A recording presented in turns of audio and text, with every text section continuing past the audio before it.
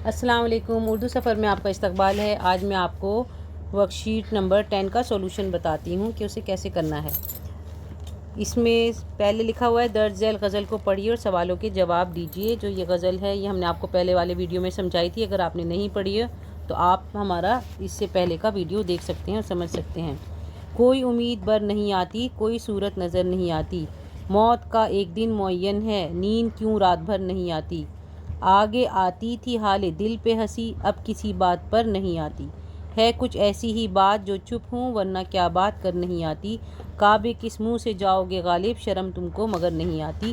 یہ مرزا غالب کی لکھی ہوئی غزل ہے اور اب ہم اس کا نیچے کا کام دیکھ لیتے ہیں۔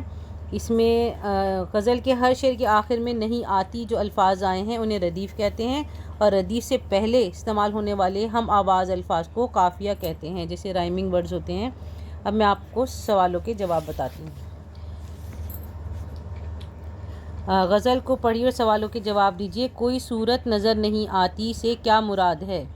اس سے مراد ہے کہ مایوسی اور افسردگی چھائی ہوئی ہے، اپنے مسئلے کو حل کرنے کے لیے بہت سوچ بچار کی مگر کوئی تدبیر سمجھ نہ آئی، ہماری مشکل حل ہونے کا کوئی راستہ ہی نہیں۔ سوال نمبر 2، دوسرے شعر کا مفہوم بیان کیجیے۔ تو دوسرا شعر جو ہے وہ وہی ہے جو ہم نے ابھی غزل میں پڑھا تھا کہ موت کا ایک دن معین ہے، نیند کیوں رات بھر نہیں آتی۔ تو اس شعر کا مفہوم لکھنا ہے کہ موت کب آئے گی، کس دن آئے گی یہ تو مقرر ہے، مگر ہماری نیند کو کیا ہوا جو آج آنکھوں سے کوسوں دور ہے، کیا نیند کا بھی کوئی وقت معین ہے یا مقرر ہے، ہم کیوں ساری رات جاگتے رہتے ہیں۔ اگلا سوال ہے کعبے جانے سے شاعر کو شرم کیوں آتی ہے۔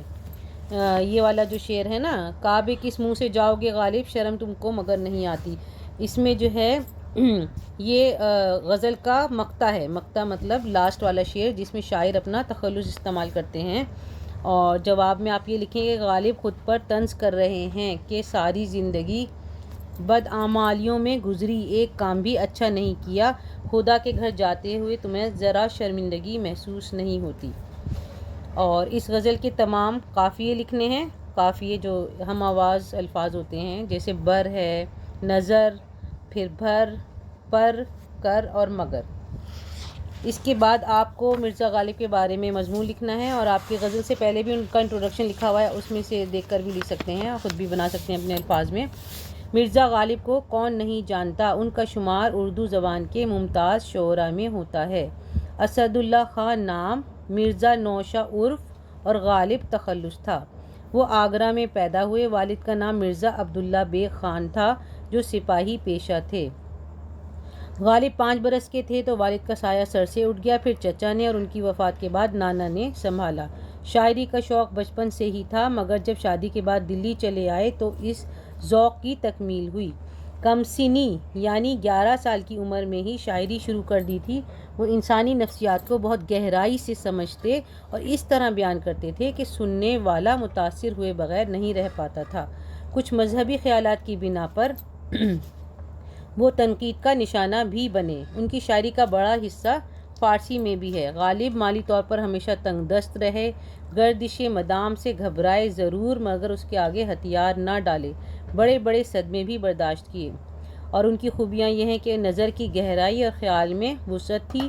ان کے خطوط ایک اہم ادبی حیثیت رکھتے ہیں، آج بھی درسی کتب میں بڑے شوق سے پڑھے جاتے ہیں۔ بہادر شاہ ظفر نے انہیں نجم الدولہ، دبیض الملک، نظام جنگ کے خطابات دیے۔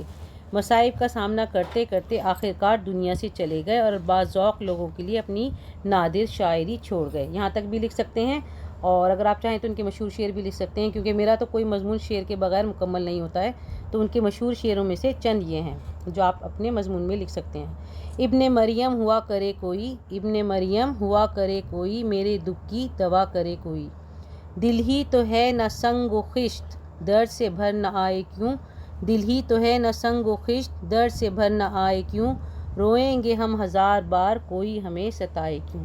اور مرزا غالب کو king of the Urdu poetry بھی کہا جاتا ہے۔ اچھا، یہ آپ کا یہاں ورک شیٹ کا کام مکمل ہو گیا ہے، اور آپ اردو سفر کے ساتھ رہیے، اردو سفر کو لائک شیئر سبسکرائب کریے، اور تاکہ زیادہ سے زیادہ لوگوں کا فائدہ ہو سکے۔ اللہ حافظ۔